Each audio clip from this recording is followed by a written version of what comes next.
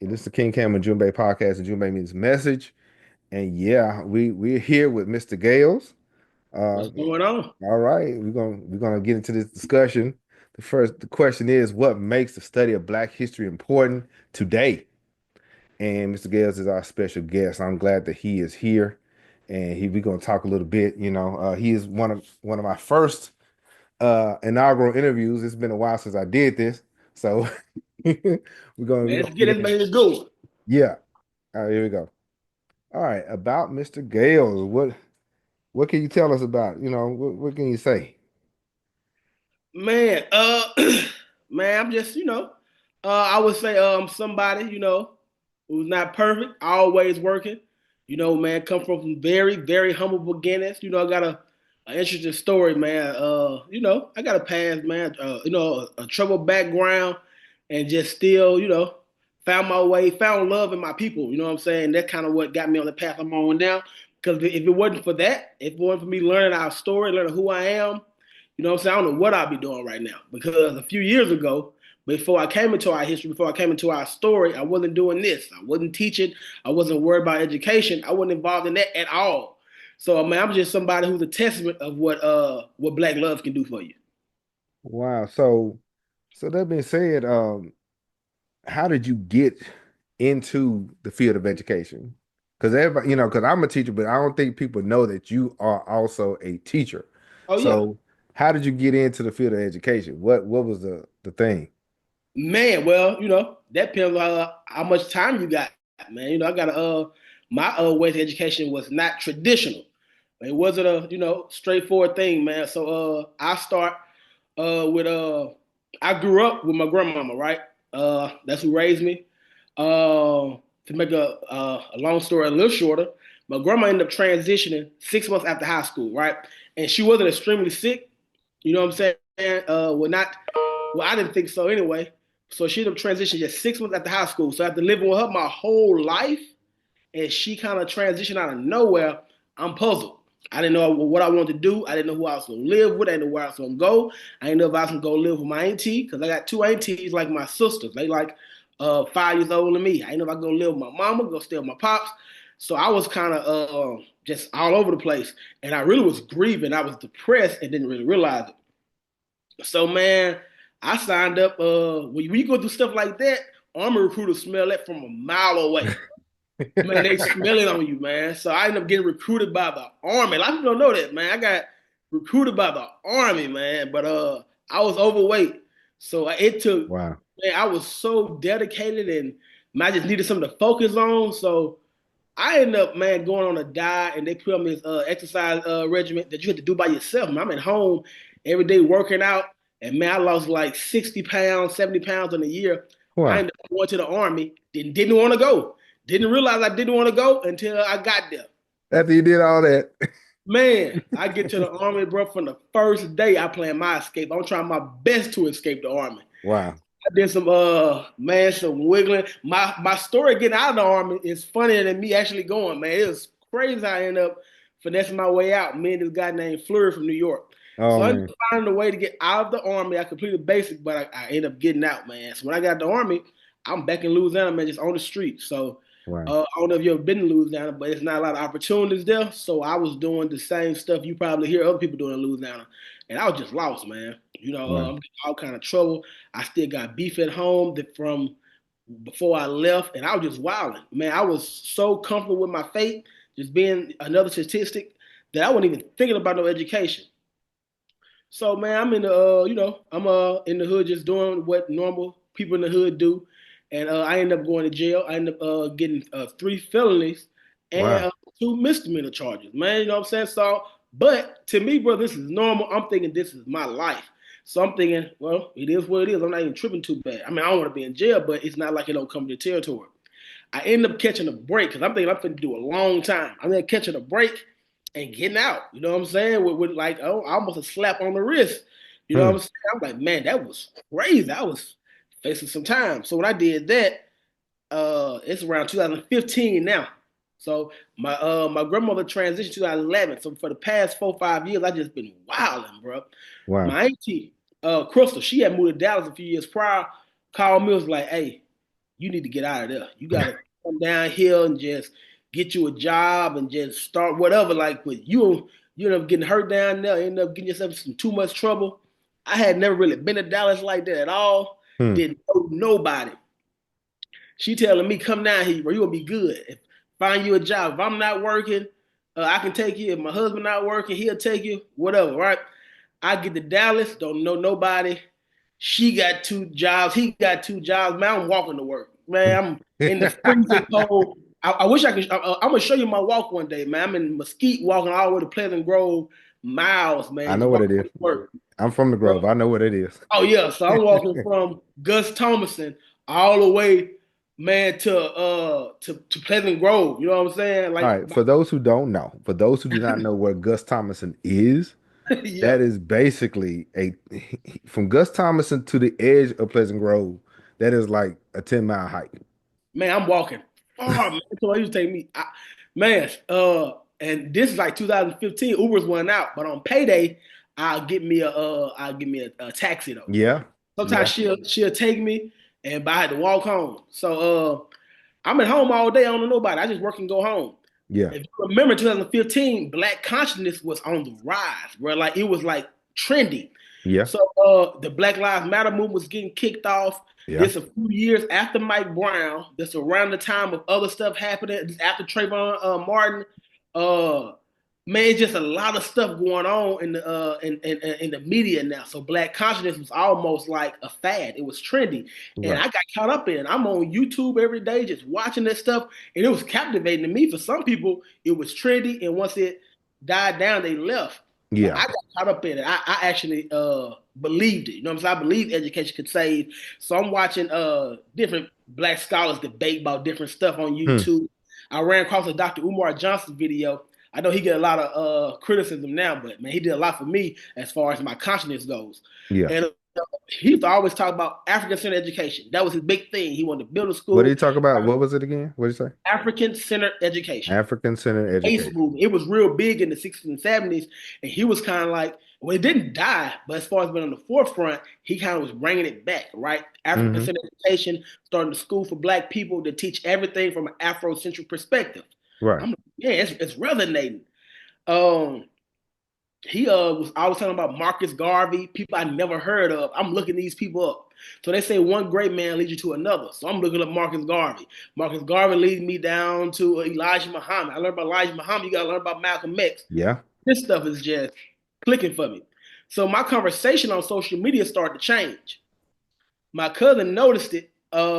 She lives in Houston. She just moved to Dallas, matter of fact. But she noticed my conversation, and she hit me up. And we don't even talk much because she was older than me. Like she's much older. I'm like her Yeah. little brother age. And she was like, "Man, I noticed the stuff you be putting on Facebook. It's these dudes in Fort Worth. I need you to go see." You know what I'm saying? Hmm. It's called the RBG movement, Lone Star RBG, red, black, and green. They Garvey out. RBG movement. Okay. I'm like, Lone Star RBG. Okay, in Fort Worth. Yeah. So she was telling me about this, but I don't have a car. So I just kept in the back of my mind. You know what I'm saying? Walking to work. Yeah. Man, January, February gets here. This months later, man, I ended up getting Mm. me a car. I remember what she said. I reached back out to her and asked her about it. She hooked me up with this brother named Alik Africa out of Fort Worth. Hmm. What was his name? Alik Africa. Alik Africa. Okay. Yep. So Alik, I hit him up, and he was just a real like cool, but he was big, swole dude, but real firm. And you think about this information is so exciting to me. I'm like, hey man, what's up, man? Black Power, like get him all my stuff. And he Yeah. kind of like gave me the cold shoulder to me, like, all right, I feel you gonna pull up. I'm like, man, I don't know. I just wanted you to be excited as I was. Right. Anyway, I go to Fort Worth, man, Super Bowl Sunday, Yeah. like a community of people. It's almost like a church almost. Wow. It's Temple of New African Unity. I get there, I don't know nobody. The speaker for that day, the spiritual leader, the teacher, all of that was a guy by the name of Baba Amin. Yeah. So I went there, I talked to Alik, what's up, man? Told him who my cousin was. Oh yeah, man, go on, come in, make yourself at home. Nobody really gave me much attention though. I sat in the back. And Baba Amin was speaking, and he was talking about African-centered education too. I've been watching this for the past 6, 7, 8 months on YouTube. Umar Johnson talk about it, but this guy is living it as far as he has a school already. At this time, Okay. he was in a bookstore in Fort Worth. And when he was teaching, I forgot what the lecture was about that day, but man, it resonated, right? And and afterwards, and I met him, but I want to let you know the timeline. I'm fresh off the street though, so Yeah. you can see it on me. Like my aura is different, and he rapped too. Him and his wife rap. So I'm like, man, I rap too. I gave him one of my CDs. Yeah. And this music is like the most raw gangster music ever. But at the time, I'm not even thinking this.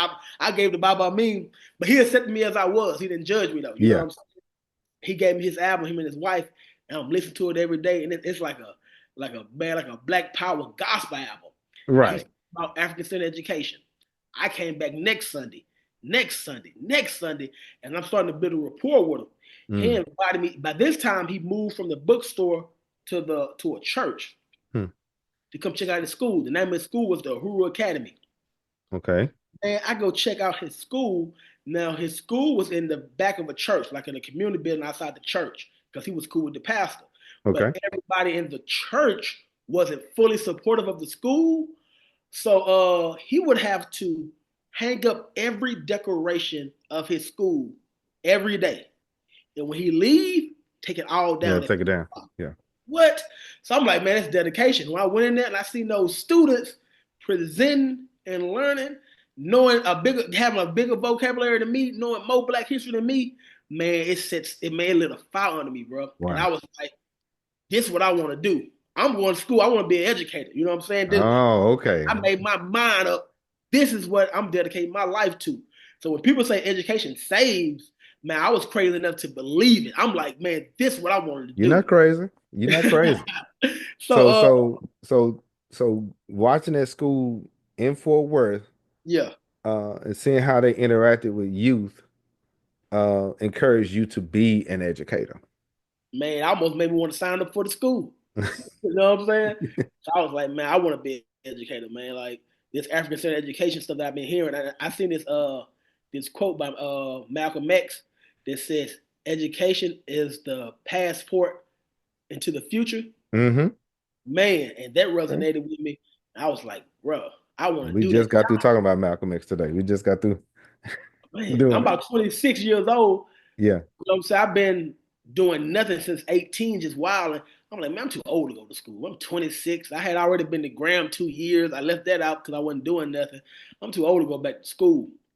My cousin got a scholarship at HBCU called Philander Smith University. Yeah. I just rolled with him to go get his classes and stuff because he was calling on the phone and couldn't get nothing done.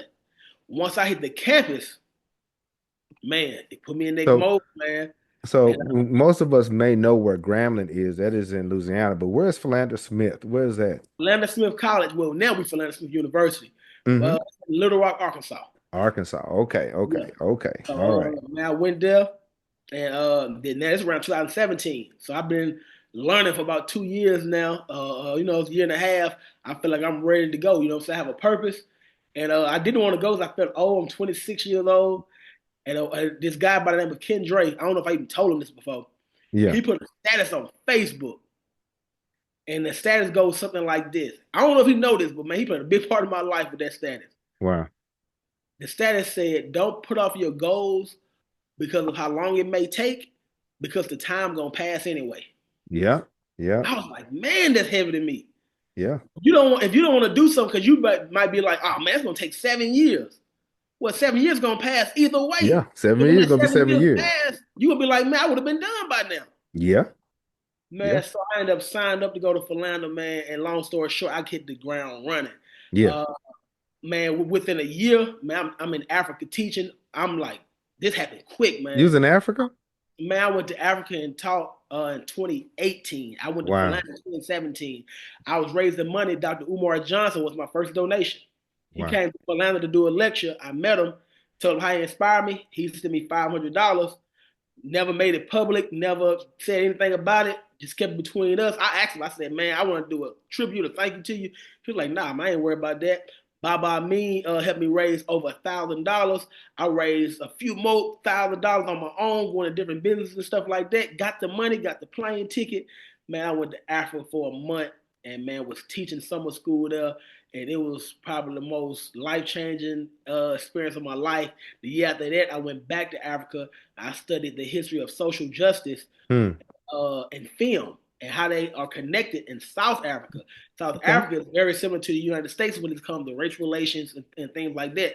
They got a very like a great revolutionary culture, protest culture in South Africa right now. Apartheid just ended in the 90s.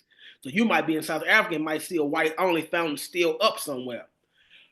And I've been to Africa 2 more times since then. And so, man, Wow. I'm a testament to, how black love and knowing who you are, knowing your story can impact and change your life. Man, that's what's up. That's what's up, man. Yeah, I haven't went to Africa once, and you went multiple times. So Man, I wish I would have went with your brain though, because as much history I know, you probably oh, forgot more history than I know. oh no, Never knew. no. Because when it comes to African history, bro, you that guy. Oh no. I'm a student too.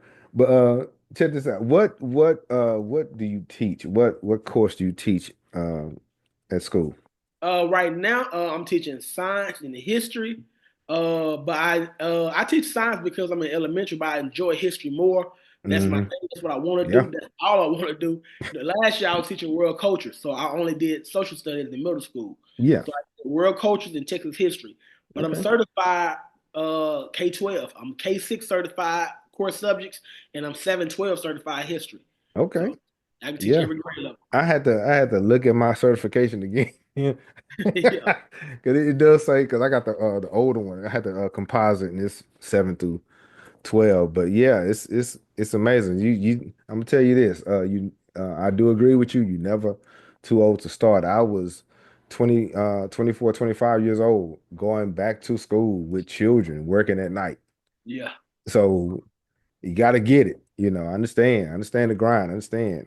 Sometimes we may miss the train the first time, yeah. but whenever that train come back around, you better be on it, right? Man, and But that's how I was, man. I had to, yeah, man, because man, where I'm from, man, like it's not a lot of opportunity at all. Let alone it being so violent, being so ghetto, but it's also country. It's small. The economy is bad. So even if you are smart and you on the straight and narrow, there's no opportunities. Let alone if you're a knucklehead. So, man, it was just, man, I was headed down a downward spiral, man. I just have some survivor's remorse sometimes because I lost so many yeah, friends and since then, so even when I've been on the path I'm on now, I lost friends and stuff like that didn't, gravitate to what I was doing, or just didn't apply to their lifestyle, or they just got caught up being and stuff at home. So it's been an ongoing journey for me, man. yeah. Sometimes I So feel like, I know everybody got a story though, but sometimes I feel like, that a lot of teachers that wherever I work, don't really know or can identify where I come from. So I be feeling like I have like a imposter syndrome sometimes. Like, no, you you don't know what I'm have you saying? don't you belong there. You see what I'm Right. saying? You don't matter what people think. You belong. You earn the right to be there. You earn the right to teach our young people, Oh, straight. and keep it moving. So Oh, uh, definitely. don't feel some type of way when about it. You earned your right. You earned your way. So, but let me see what else I gotta ask you before I get into that. Let me see. Let me see here. Hold on. Let me get the screen together. Here it is. All right. So we got a little bit about the background, a little bit. That's a wonderful story, you know what I'm saying? And that's what's up. But now, top 5 reasons why the study of Black history is important to you. To Okay. you. All right, here we go. So what you got? Okay. I put reclaiming our story. Studying African history allows us as Black people to reclaim our story. It reminds us that our history didn't begin with slavery or oppression. The reason I think that's so important, oh no, and we come from a line of powerful leaders, builders, and innovators. The reason I think that's so important, though, because man, it frustrates me that every time I hear Black history, especially in a public school setting, it's very slave oriented. Like it's always like we started with slavery. I'm like, man, we have Yeah. a history before slavery. Actually, our history before slavery go back way further than slavery itself. Slavery is just a brief commercial break in our history. not even though, man, we accomplished some great things despite of slavery, during slavery. We fought to get out of slavery, right? Like the Emancipation Proclamation, just the signature didn't end slavery. Black people signed up to fight in the Civil War, ended slavery. So although we were great during slavery, that is not the origin of our story. Off subject a little bit. I remember when Roots was being when Roots came out again, like they were remaking Roots around 2016. There was remaking Roots. T.I. was in it, and T.I. had made this long, deep post. Shout out to T.I. But man, this bothered me though. He was like, man, this is not just a movie. This story is about the origin of our existence. I was like, what? Man, slavery is not the origin of our existence, bro. Like, come on. These are the origin. He meant well though. He meant well, so it's not a slight. He meant well, but it just, that's probably what he was taught. You know what I'm saying? So even in school, when I say Black history, it's almost synonymous with slavery. And if you think Black history is synonymous with slavery, you don't know Black history at all. So I'm like, we have to reclaim our story and tell our story. The big thing now is they taking Black history out of school. They taking Black history out of school. Facts. Black history was never in school. And the little Black history that was in school was from a Eurocentric perspective. So they was telling African history the way Europe saw it.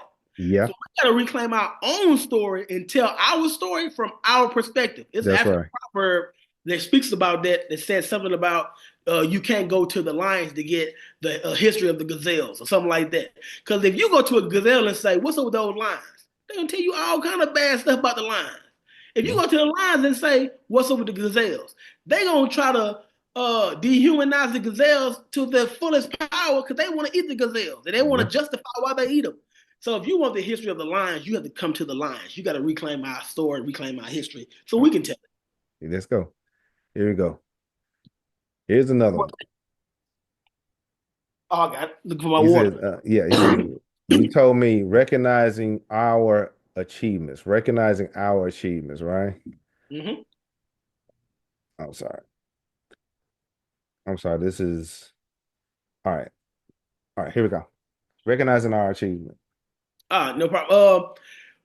This almost goes with reclaiming our story, because if you don't reclaim your story, if you don't recognize your achievements, people will take your story and claim your achievements. Man, there are people that, ironic as it is, but some people don't. There are people that will claim that ancient Egyptians are not Africans, when you clearly can look at a map and say, okay, why is the rest of Africa Africans, but ancient Egypt is just one special place in Africa that Africans didn't live in? That's wild to me. I remember I always hearing this term sub-Saharan Africa, right? Yeah. Now that term, after reading Afrocentricity, I seen the racists in that term. Yeah. Sub-Saharan African almost mean Black Africans, and all these Africans. Everybody else is different. Yeah. Yeah, these are European or Arabs. A lot of people fight for their history, but they let you know how great your history is. And if you don't know it, if you don't teach about your history, if you don't claim those achievements and pass those down, somebody's going to take that history. Somebody's going to take jazz from you. Someone's going to take rock and roll. Somebody's going to take hip hop, because they'll take Kemet, right? And they'll take Nubia too. And they'll take the great Zimbabwe, right? And they'll take the great civilizations of Ouagadougou, right? And make all those Arab civilizations or Muslim civilizations, or make it separate from African, and they'll try to highlight the religion behind it, highlight the conquerors instead of highlighting the people. So man, you got to recognize your achievements. Here we go. Here's another one. This is what you tell me. Here's the next one. Building, what was it? Building unity. Yes, sir. Building unity. The reason I said that is because you can't, man. When I first came to the conscious movement, you have to think about, I didn't come into the traditional educational sense on the HBCU campus. I came in the streets, right? Yeah. So it's real hostile. It's like that New York Harlem 125th. Yeah. Man, the white man did this, the white man come from this. So it's real like that, right? And what I noticed is you can't build with somebody with hate. You can't Mm. build with somebody because you both got a same enemy. You can't build with somebody that because y'all both dislike something. It takes the love of you and that person to build. So you can hate Arabs all day. You can hate white folks and what white folks did. Just because you hate white folks don't mean you love black people. Hmm. Just because you hate Arabs don't mean you love black people. So you can't come to me and be like, man, the white man ain't nothing. That don't mean you love me though. We gotta Yeah. work. We gotta focus on building us. When I learn our history, even when I fight racism, I learned this from Baba Amin. I'm not fighting white supremacy ever. Mm. If a white person wants to think they're supreme, or whoever wants to think they're supreme, that's on them. I'm fighting black inferiority. That's what Okay. education does. Is fight black inferiority. If black people think they are inferior to somebody, that's the mindset I want to change. I want to change nobody else's mindset outside of our people. My job is to build unity amongst us because we can't build the house with the bricks we don't have. Just because you mad at somebody and you think I'm mad at somebody, don't mean we're going to get along. We got to understand the divinity within us. Here's the next one. What you got? Correcting false narratives.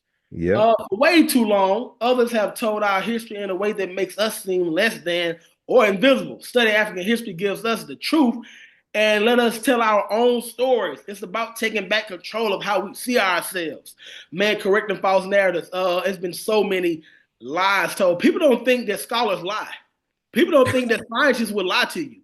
People think just because people are just put a suit and a tie on Yeah. and they well educated that they don't have like agendas or they won't lie to you. Man, people will lie to you. Wow. I seen some tapes come out earlier about MLK, and I see some of our people say, "Oh, look, MLK been exposed." I'm like, if somebody is willing to murder you, if somebody's willing to defame you, if somebody's willing to infiltrate your organization, what make you think they're not willing to lie on you? How is lying outside of the realm of possibility? So we got to go back and find those lies throughout history, right? Hmm. Find those half truths.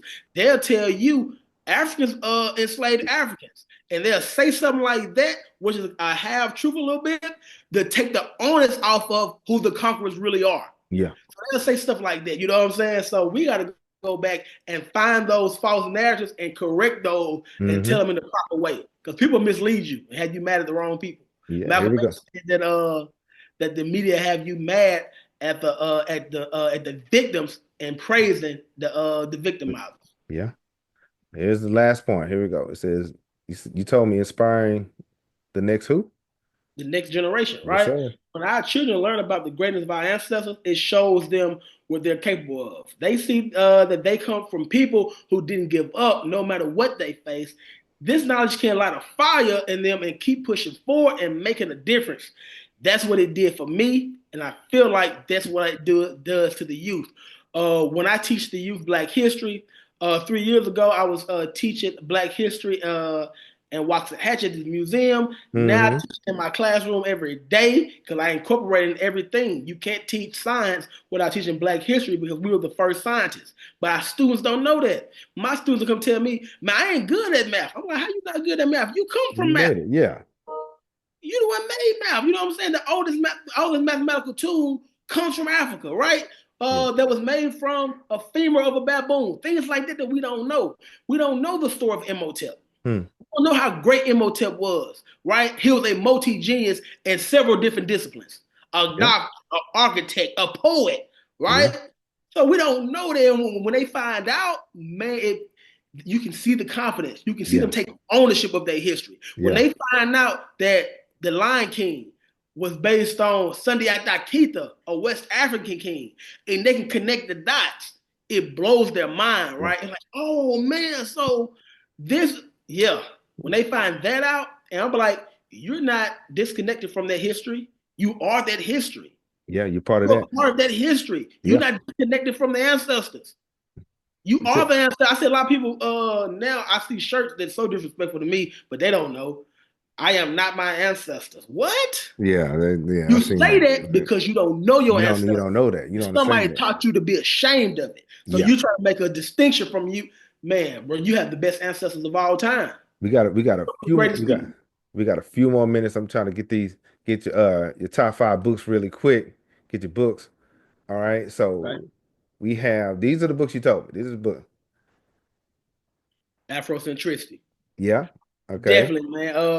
I was getting my master's in African studies when they assigned me that book. Set the World on Fire, man.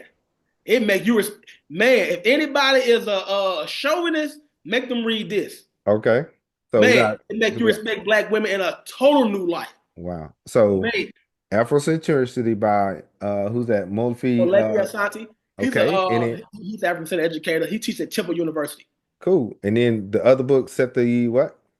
Set the World on Fire by Keisha Blaine. Cool. She she's a more of a newer scholar. She's pretty young. I think she's probably in her 30s, maybe early 40s. Okay.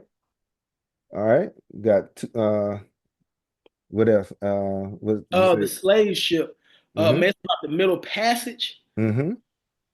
Once you learn what our ancestors endured in the Middle Passage, it put oh my God, to survive that, Wow. make landfall, Mm-hmm. survive that, Mm-hmm. have children, survive that, have children until those children eventually turn into you. You know how strong your genes are, and you know what you had to endure. Any people that are weak didn't survive this. Yeah. You coming from the strongest people of in the world to survive the Middle Passage, survive the worst enslavement, the worst diets ever, and to keep procreating until now me and you having a Zoom call and we came from those people. Yeah. Somebody in our gene pool was on one of these ships and survived it. Yeah. And survived slavery and didn't die. Survived the Civil War era and didn't die and kept procreating until me and you got here. Hmm. To learn that, man, how does that not set a fire to you? And then speaking of that, you gave me what Tacky's Revolt? Man, so you got to read this. This book is amazing, bro. It kind of is the precursor to the Haitian Revolution. And you Hmm. know how well, of course, I know you do. You know how great the Haitian Revolution is. The only group of enslaved people to go to war with the government and win. Well, a lot of those Haitians were expelled to Haiti from Jamaica. Tacky was one of those earlier enslaved Africans that was given the British hell in Jamaica. Wow. Man, it was so genius how they would design these revolts. Sometimes they'll hide it with haircuts. Like, hey, Oh wow. when all us get bald heads, that means we're gonna leave it We're this going time. down. Yeah. Because I had this way, man. When I read that, man, it was wild. Here we go. One more. And Revolutionary Suicide is probably my personal favorite book of all time. Yeah. It's about the life of Huey P. Newton. And when I first got into consciousness of the Black Panthers, I was Black Panther crazy, man. I was ready to go die for the people that day. I ready to go. I was ready to risk my life. When I learned about Huey and Fred, and that book's about the story of Huey P. Newton. He came from Yeah. Monroe, Louisiana, and that's the area I'm from. I'm about 30 minutes from Monroe in Winsboro. So man, just his life. And these Panthers was young, bro. These Yeah, was they were. They were. street And so turned we, scholars. You know what I'm saying? we I resonated with it. and they weren't dummies. They weren't dummies. Not at And all. so You we got a gotta PhD. we gotta Angela Davis got a PhD. yeah, and we got less than a minute before we go. Before we go. All right. Thank you for coming. Thank you for coming through. Oh man, no Thank you for problem, man. coming You and gotta be chopping fired it up up. with me. We got to do this again. We got ASAP. to have Baba Mean and them on too next time. But before we go, what is your message for the world? And what's your message for the world? That's what I want to. Man, my message to the world. Simple. Black love is black power. All right. That's Black it. love is black power. Yeah, you listen to King Cam Ujumbe Podcast and Ujumbe Me's message. Thank you, Mr. Gales. And we will talk to you later. All right. Man, no problem, man. All Thanks for right. having me. Yeah.